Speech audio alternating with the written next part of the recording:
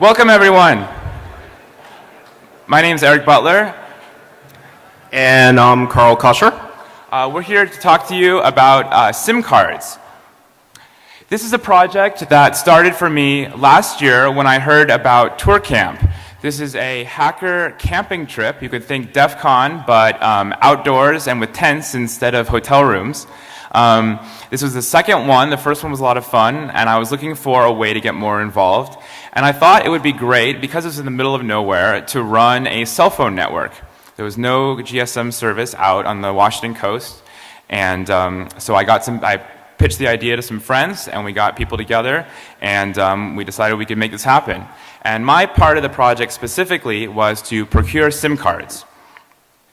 So I didn't know anything about what a SIM card was, so it stands for Subscriber Identity Module. SIM cards contain identity information, usually the IMSI, the International Mobile Subscriber Identity, and the KI, which is the key used to authenticate with the cell network and to create session keys. SIM cards are smart cards that are designed to be secure and tamper resistant. So the idea is that the key information can't be extracted from the card even if you have physical possession. SIM card, they're designed not to be cloned. There have been some issues with that in the past. Anyone who has a GSM phone definitely has a SIM card, and now even the carriers that traditionally didn't have them, like Verizon, are switching over to using them as part of their LTE migration. And while I was learning about this, I found that SIM cards can also run apps. So what is that all about? So long ago, long before the iPhone, before Android, really before there was any concept of mobile development, there was this idea that applications would live in your SIM card. And so the phones would be dumb hosts. You could move your SIM card between all these phones, and all your contacts and all your apps would move with it. And the telcos liked this because it put them in complete control over everything that you could run. So fortunately, that didn't happen, and we live in a little bit more open world today. So you might think that this is an obsolete technology, but it's actually still quite interesting because this technology is still around almost a decade later, mostly unchanged. A lot of these standards came about in the mid-90s and still work today, are still supported today by modern smartphones, Android, iPhone. And so I wanted to really understand how this worked and uncover the mystery. And really the motivation was that SIM cards, it turns out, are little tiny computers that everyone has in their pocket that you don't control and may not know very much about. And everyone's walking around with these things. So I thought there was an interesting opportunity because I wanted to have SIM cards for this Tour Camp network. And I thought, why not get cards that would support running these apps? This ended up being a lot of work. It turns out most places that want to sell you SIM cards want to sell you about 500,000 to start. We were looking for about 500. A lot of them were looking for us to sign an NDA, which we didn't want to do because we wanted to be able to talk about everything we learned. Some of the cards that we found would support apps but didn't have any GSM support, so they wouldn't help for what we needed. There was very little documentation on not only where to get cards, but how to program them, what you can do with them. And so we put a lot of time into collecting a lot of information together, and we're hoping people can learn from our misery and build some interesting things with sort of a forgotten technology. So the SIM cards that we ended up getting actually have an AVR processor in them, not unlike an Arduino. They have 64K of memory and a tiny amount of RAM. They run what's called Java card, which we're going to talk about in a little bit. And they're somewhere between 20 and 30 megahertz. So they are definitely little computers, although definitely have a lot of limitations. One of the things that I was really hoping was that when people arrived at the conference, there's a registration tent where you pull up, and this is where you get your badge and the schedule, and I wanted to have the SIM cards right there at the entrance to really encourage people to use the network. And so this is what you saw when you arrived. You had a little packet from us. Our cell phone company was called ShadyTel. And we gave you not only a SIM card, but all of the private key information and everything else that you usually don't have when you get a SIM card from a carrier. So we really wanted to make this a very open thing that people could hack on. The cell phone network was a huge hit. We gave away almost 500 SIM cards, and we had over 400 phones connected to the network. We had a lot of people using SMS saying, "Where are you?" It was a big campground, so people were trying to find each other. We had free outbound calling anywhere in the world, so people were not only calling people in the camp, but also someone called their mom in Australia, and it was really great. So in some ways, our network was more functional than a lot of other networks, so that would have been very expensive to do. And we even had an FCC license for the weekend, so this is like a very legit thing. Thanks. So SIM applications are often called applets. They run on the SIM card CPU completely separate from the phone. In many cases, the phone doesn't even see what's going on. The SIM card has its direct connection to the baseband in many cases, again, without going through the phone's operating system. SIM applications can be remotely installed by the carrier, which we're going to cover a little bit later. And most carrier SIM cards today support the technologies that we're going to talk about. It's very common. Cards can have multiple apps running on them that is managed by a card manager master application and referenced by an AID, applet ID. And on a modern SIM card, the GSM support is basically just another app. So it's written in a similar way to what we're going to talk about today. So what can one of these applets do? Most phones, including modern smartphones, Android and iPhone today, will support basic user interface. It will show up on the phone to display menus, text, you can do user input, you can sometimes play sounds. And this also works on a lot of dumb phones, which is interesting for the developing world. Some phones will let the SIM launch URLs. Some phones you can send SMSs, initiate calls, use data service. You can receive events, so you might, in some cases, be able to detect when the user is dialing something and maybe even rewrite that number. There are a lot of other options. There are over 200 unique features that a handset can declare to the SIM card, this is what I support. And in some cases, you can even run arbitrary AT commands sent directly to the GSM modem. Just a few examples of SIM applets in the wild. On the far left, we have M-Pesa, which is a very, very popular mobile payment system in Kenya with over 15 million users. And almost all of that is based on the SIM applet technology.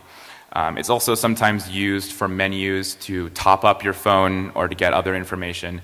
Not very common in the US, but it's much more common in other places. So it's not at all surprising if you've never seen this on your phone if you live here, but if you're coming from somewhere else, you might have seen this before.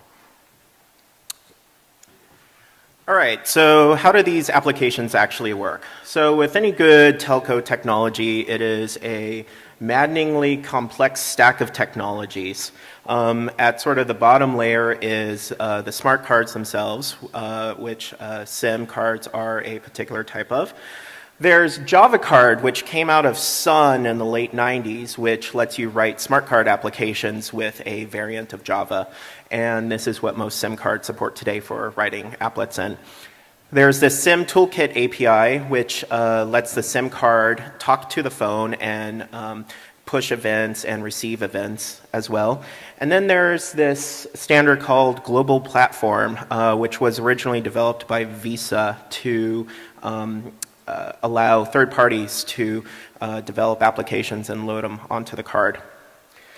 So a bit about smart cards. They're designed for secure storage and computation. And one of the key ideas with smart cards is that the secret keys do not leave the card. So you can ask the card to do things on your behalf, like sign things, encrypt things, decrypt things. So these are widely used for like corporate logins. US government uses them a lot. They're used for satellite TV. DRM, they're used for eCash in some parts of the world, all sorts of things. And basically the way that these work is that there are these things called APDUs, which are just command and response packets. And typically these are just, a stream of bytes. And you sort of have an instruction, a class of instruction, a couple of 1-byte parameters, and maybe some variable length data. So that's the basic interface that smart cards have. So Java card, it's Java. Not really. So there's no garbage collection. You can call new, but it won't clean up after itself. There are no characters, there are no strings, no floats, and no multi-dimensional arrays. So this gets interesting. And if you're lucky, you might have some ints. Otherwise, you're stuck with bytes and shorts. Of course, there's no standard Java APIs for like file I/O or threads or anything crazy like that.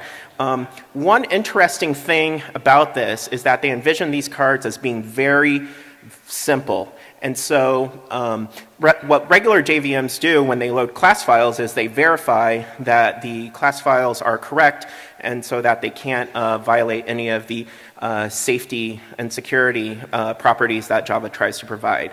Java cards do not have to verify the apps that are loaded onto them. That is sort of delegated to whoever installs the applications, which, as you'll see later, typically means that you can't load apps onto arbitrary Java cards. There are exceptions, though, so everyone loves exceptions. So that's how you return errors back to the smart card interface. One interesting thing to note when you're developing for these is that instance and class variables are saved in EEPROM. So those survive through power cycles, but they have limited write endurance, anywhere from 1,000 to 500,000 write cycles. So depending on the card, you might not want to update these variables a lot. So how do you actually build these things? So there's some commercial, we looked into how to actually write these apps for our Shady Tail sims. And there are a lot of commercial IDEs for this, but they start around $3,000. So that was a non-starter for us. But as it turns out, you can download the Java Card Development Kit from Oracle for free still. It was kind of surprising, but thanks Oracle for that. You can actually build these with Eclipse. What you have to do is you have to remove the standard Java runtime library and add in the Java Card runtime library so it knows about the right classes and things like that. And then you have to do some craziness with the command line. But we made some tools to make this whole process easier. So what about SDK apps? So SDK apps are generally they are Java card apps, and sort of the way that they work is that they first get loaded onto the card. And then the app, when it gets instantiated on the card, registers itself with the Sim Toolkit runtime. And this Sim Toolkit runtime, whenever the phone boots up, is informed of the phone's capabilities using those 200 feature beds that we were talking about. This runtime then lets all the applications know, or it tells the phone what all the applications are on the card. And then you have this menu of applications that you can select. And when you select one, it actually dispatches an event to your particular Java card application. And then the app can do some I/O back and forth through the standard Sim Toolkit API. And so basically the way that this code looks is you have a class that has, so with Java Card there are two standard methods. There's install, which is responsible for instantiating the class and registering it with the Java Card runtime and the Sim Toolkit runtime. And there's also this process method, which takes in these APDUs and does whatever computation you need there. For Sim Toolkit, process is not typically used. There's typically process toolkit is called, and these are for events that get delivered from the phone. You can also request a timer event to be sent back to you, so you can periodically wake up. So for TourCamp, what we wanted to do is create some sample SDK apps to get people interested in this and sort of get people involved with the SIM cards. So we had this simple app that we made that said credits on there, and it would bring up this list of people involved in the creation of the GSM network at TorCamp. And that's all it did the first time you run it. But the second time you run it, it would ask if you wanted hints for the crypto challenge that we were running. And the interesting thing about this is that we were able to store the hints on secure hardware, so you couldn't extract them, and we also had some tamper-resistant flags that were stored, again, in secure hardware to mark whether you had viewed any of the hints or not. And as we'll describe later, we also had a way to remotely query what hints people had viewed, although we never got around to implementing that. So what does this code actually look like? I warn you, it's ugly. So if you want to create strings, you might remember there are no characters and no strings, so you have to create a byte array of individual bytes or individual characters. This is by far the most painful part of writing apps, well, except for debugging them. That's even more painful. But we'll get to that. And so basically the way that this TorCamp app works is, so install gets called by the Java card runtime when it gets installed. That registers itself with the runtime, so you can select the app. It also registers itself with the SIM toolkit. And a lot of this code here is just for reference later in the slides that will be available from our website, so you don't have to memorize any of this right now. And then sort of when events get handed down from the phone, you get a single byte that says what kind of event it is. Usually it's like a menu selection or something. And in this case, it checks to see if the hints that were given, if we've displayed any hints. If not, we just show the credits. Otherwise, we mark that this app has been run before, and then we show the menu for the hints. Constructing UIs to send back to the phone is really ugly. You basically have this byte array of type length values, and you have this API sort of that lets you append stuff to this byte array, and you have to send this byte array back, and it's kind of nightmarish, but it works. So that's basically what it's doing here, is creating these menu items and sending it back to the phone. And then also that remote query capability. We use the standard Java card process method to expose an instruction that would let you query the card for what hints had been viewed. So to build Java card apps, you have to target an older version of Java, but you start out using a standard compiler, so targeting 1.1 bytecode and 1.3 source compatibility.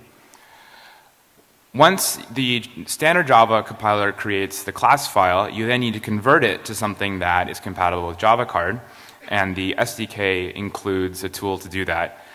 There's an application ID we mentioned earlier that you can have multiple cards or multiple apps on a card, so this is where you specify the ID that your app is going to use.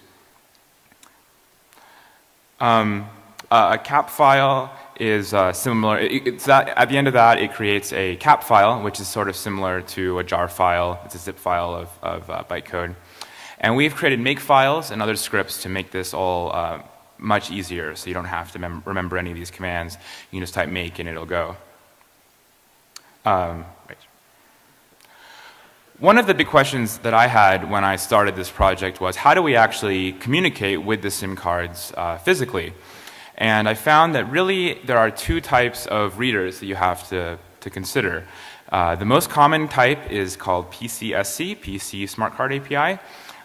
These are usually designed to be used with full-size smart cards. So, sometimes when you get a SIM card, it comes in a full-size card and you punch it out. What we usually do is we save that plastic housing and put a piece of tape on the back so we can put the SIM card back in when we want to interface with it. These are the same types of readers that you would use for any other smart card, for corporate login, for VPN access, anything like that. The other type of reader is a serial reader. These are usually smaller and are just the size of a standard size SIM card. They're often sold for backing up like the contacts on your SIM card, but I don't really think anybody does that anymore. But they are cheap and easy to get. It doesn't really matter which reader you get, but the PCSC readers are more compatible because if you're going to try to use any official software, commercial software, it's almost certainly built for that API. And there's also an open source stack for PCSC that a lot of tools use. So I highly recommend getting one of those. The reader I use is this one. It was $8 and it folds up nice and small, so it's very convenient. So at this point we had written some horrible looking code. We had compiled it with the Java compiler. We had converted it to this cap file. And so we felt like we had this thing ready to go. We had some SIM cards, but we couldn't really get it to load. We found a lot of references to a tool called GP Shell, which is Global Platform Shell. Couldn't get that to work.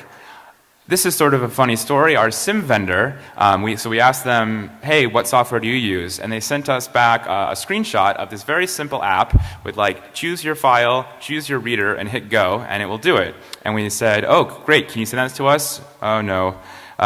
Is it available anywhere? No, no. And then eventually they offered us, oh, okay, for $600 we'll send you this program that we didn't write and we don't own the copyright to. So we decided not to do that. And so we kept looking to see what else was out there. And we had to start digging into a little more details on the communication protocols that are used to interface with smart cards. So this program that they were trying to sell us was called the SIM Alliance Loader. And they had V1, but SIM Alliance had come out with V2. And the SIM Alliance is basically an industry group which advocates for using apps on SIM cards. And they have a bunch of tools. The SIM Alliance Loader is this crazy Windows Java app that is really intended for experts. It is clearly designed for people who know what they are doing, which means not us. So we spent a lot of time figuring out how to actually configure the right ticky boxes and settings to get our apps to actually load. But if you know what you're doing, and you're running Windows, and you're willing to put up with the slowness, it takes like 2 minutes to load something on a SIM card with this, then this program is freely available and will actually load stuff on our SIM cards. But for a variety of reasons, we thought that using this, suggesting this to the Tour Camp attendees was not an acceptable solution for loading apps onto SIM cards. Plus, we had to provision 1,000 of these SIM cards, and at 2 minutes a pop, it would take quite a while. So we wanted to come up with something faster and more portable. And thus, we started to delve into the world of Global Platform. So what Global Platform is it's a standard for loading and managing apps on Java cards. And one of the things that it does is it defines the card manager app. So this is the protocols and commands used to load and install apps on the SIM card. It also covers authentication for loading apps and also encryption between the apps and an off-card party. It also talks about some of the off-card responsibilities, such as the issuer needs to verify apps that get put on there. And because of that, the issuer, so there are a bunch of security domains that are defined by Global Platform. And basically the top level one is called the issuer security domain. And the issuer security domain is responsible for authorizing any code that gets loaded onto the card. And so in practice, this means that you can't load apps onto your own SIM cards. Except a couple of days earlier at Black Hat, Karsten Knoll showed that about 25% of SIM cards have a, crypto bug, I guess you would call it, where you can actually exploit to load stuff onto these cards. So basically, the way that worked is that you can sign these install commands with a desk key, And if that desk key is incorrect, it will send you back an error message. And sometimes those error messages are also signed. So if you don't know the right key, you just send random junk, and then you get back a signed error response. And since it's Des, you can actually brute force this. And apparently he's able to do that with some rainbow tables, and that's pretty cool. So going back to global platform, when you have a standard unprovisioned, unpersonalized Java card, the issuer security domain is the default app on the card. So you can just say, hey, install this and set all these keys. But accessing it on our SIM was much harder because the GSM SIM app was the default app. And we couldn't even select the global platform app. It was totally inaccessible over the standard APDUs. So we wanted to figure out exactly how this operated. Brief bit about actually how stuff gets loaded on here. So installation is a two-step process. You first load the binary, which is the install for load command, and then you need to instantiate that app by doing the install for install command, which basically you give it the application ID of both of the binary package that you sent to it, the application ID of the main class to use, and an application ID that you want assigned to the main instance. And the binary that you send to it basically is just straight from this cap file. You just unzip the cap file, concatenate everything together, and just shove it at the card, and that works. As I said, unfortunately, this doesn't really work with our SIM cards. In fact, we found out the only way to actually talk to global platform on our cards is through an over-the-air update mechanism, like over SMS packets. But fortunately, we didn't have to actually send these SMS packets. All we had to do was pretend that we were a phone and send it the right APDUs to say that incoming SMS was received, and here's the installation. So what does that actually look like? Well, this is where it gets really complicated, and this is where I spent many, many hours reverse engineering this. So at the top level, there's an APDU called cat envelope.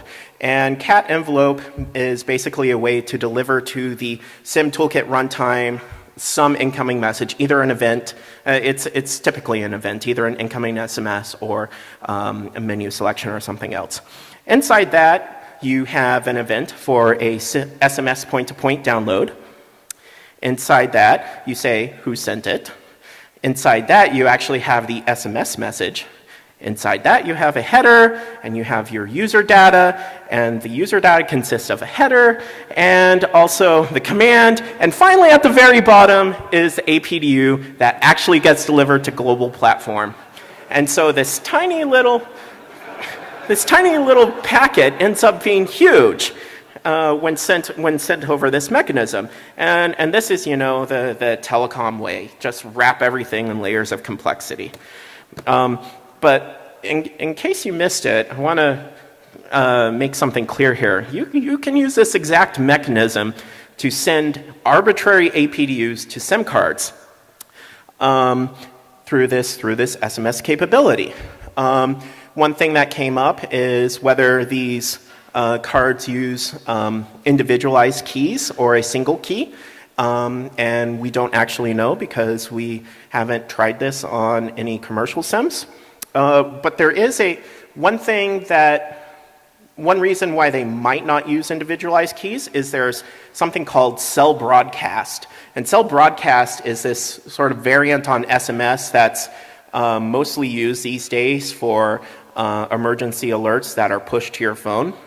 And so it's basically a broadcast SMS. And so carriers could actually use this to broadcast installation messages and push apps out to your phone.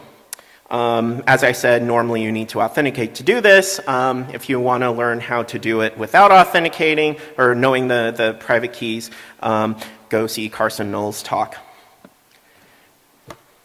So once we reverse engineered how this actually worked, we wrote this Python script that works on OS X, Linux, Windows. It just works everywhere. And it's kind of easy to use. To load a application on the SIM card, all you have to do is just specify what interface you want, PCSE or serial, and say -L for load, and give it the cap file, and it loads it. Instantiating is a different story, and this is all SimToolkit's fault and Java Card's fault. So basically what you have to do is you say, I want to instantiate this. Here is so the module ID is the application ID of the main class that you want to use.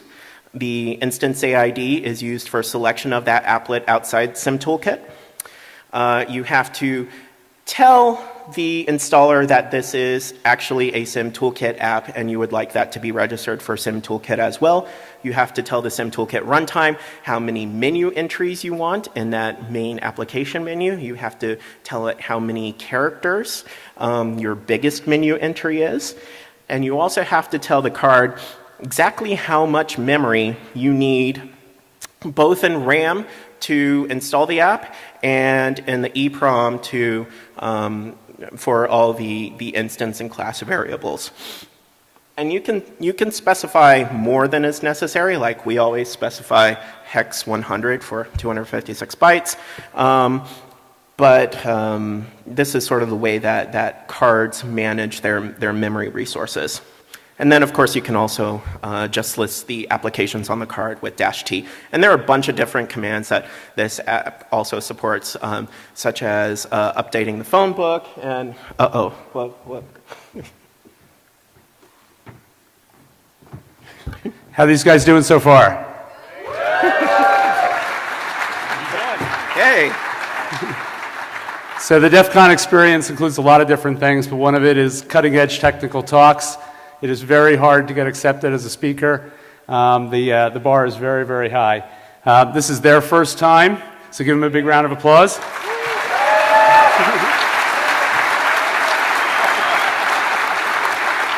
So obviously we have a little bit of a tradition. We're going to do a shot on stage with them.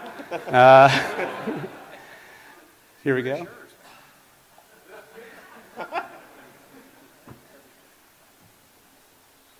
Cheers, gentlemen. Cheers.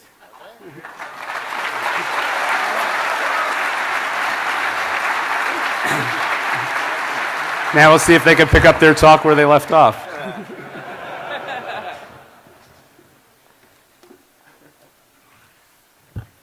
All right, so how do you know if this works? We have to do this shit all day, so. How do I become a goon, is my question. All right, so how do you know if this actually works? What? Oh, this is your slide. Okay, apparently the shot's already going to the head. So after all this work of going through the steps of writing the code, compiling it, converting it, learning the protocols on how to install it, we finally had something that appeared to succeed. What you can see on the left is the same Python script also has that command to list applets, and at the bottom we see our applet appears to be on the phone. But how do you actually see it if it's working?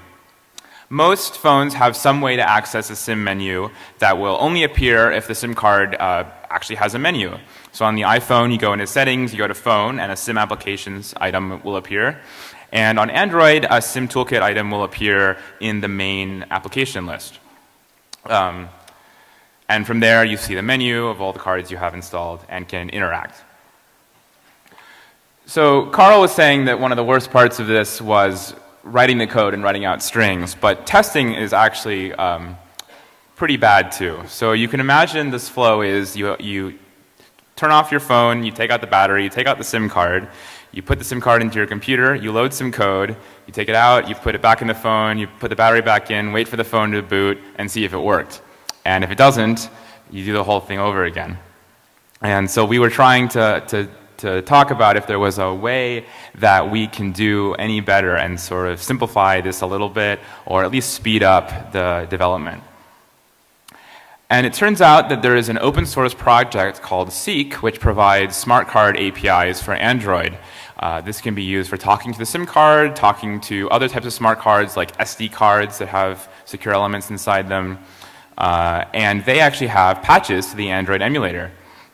And so we got this work, we tried this out and it works. So you can get a PCSC smart card reader, like we talked about before, plug it into your computer, start the emulator, and the SIM toolkit icon will show up, and you can talk to your SIM and test your apps that way without needing to constantly swap between a computer and between a phone.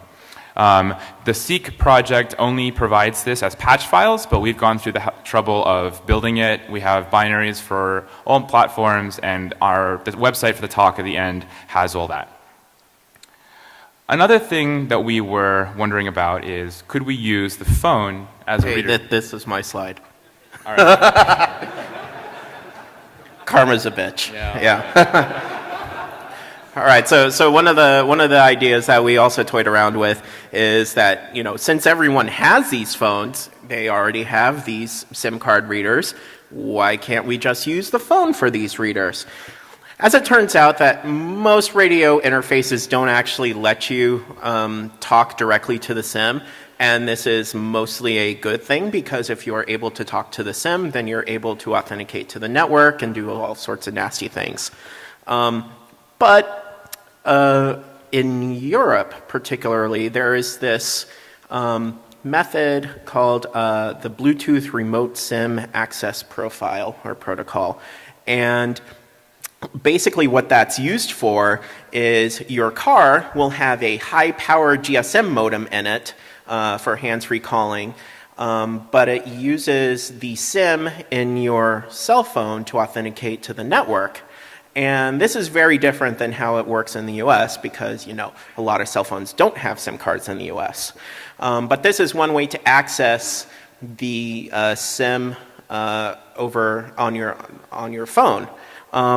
We also toyed around with an idea of writing an app that would run on your phone that could talk to this card and install apps and things like that. And to do that, we had to reverse engineer this Android app, the Android Remote SIM Access Profile app.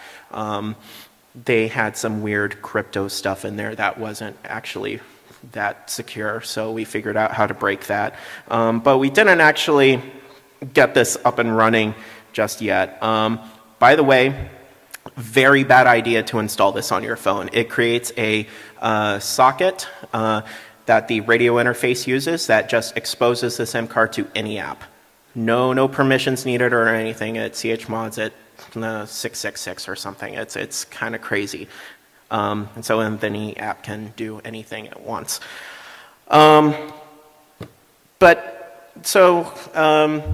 You might think that SDK apps are pretty limited, but we think that there's potential for awesomeness here. So one idea that we were talking about is having an SMS botnet. Because these SIM cards can actually communicate with the network without the OS getting involved. It talks directly to the baseband processor. So if it's able to bypass the authentication to load itself onto SIM cards, it could just, you know, start propagating itself through the cell network, and the main application OS doesn't know what's going on. It might be interesting. One thing that we think would be really cool is to integrate Android apps with SIM apps. For example, putting your SSH key on the SIM card so that the SIM card actually authenticates you to your SSH server instead of something on your phone. Or maybe storing your Bitcoin wallet securely. Or who knows, what else? There's many opportunities here. But of course, you know, we probably need carriers to get on board to do this securely. And then one other idea we had was making an Android app that would actually let us push out these SMSs to someone else to load code onto their other SIM card. So earlier I talked about my main motivation for getting involved with this was because everyone's walking around with these things and we don't know much about them, and even though it's kind of obsolete, they're still widely used. The same technology is used for a few different other things. There is a little bit newer protocol called SWP, Single Wire Protocol, and this actually creates a direct connection between one of the unused pads on the SIM card and generally an NFC controller in a phone.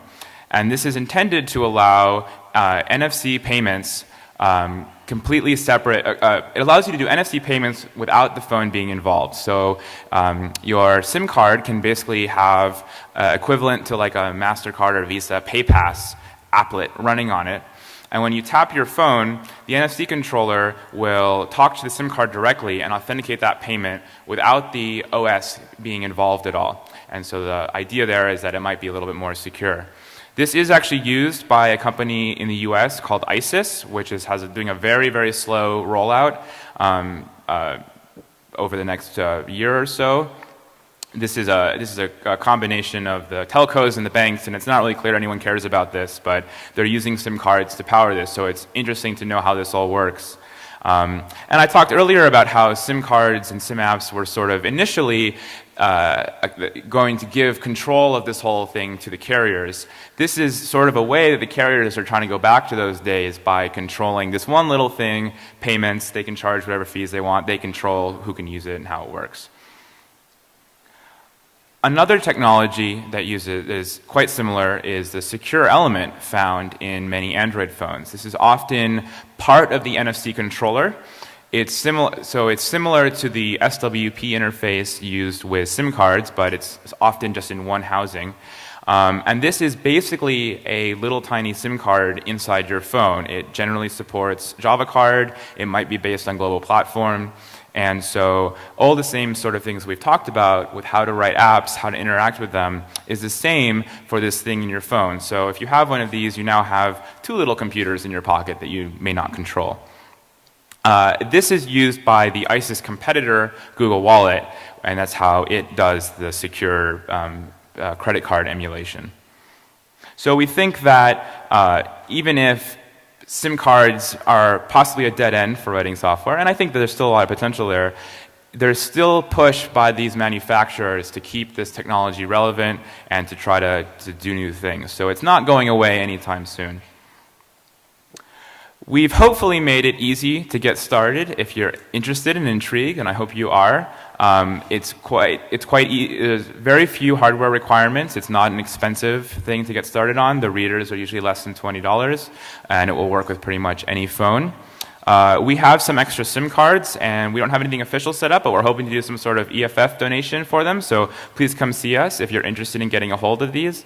As I mentioned earlier, it was quite difficult for us to get even mid-sized quantities, so individual quantities of these is pretty hard to find. We've put up a website for the talk with these slides, lots more technical info, all of our code, our make files, our Python scripts, those binaries for the patched Android system, and a whole lot more. And there's information on how to get in touch with us. Thank you for coming, and I hope you will join us in hacking on SIM cards.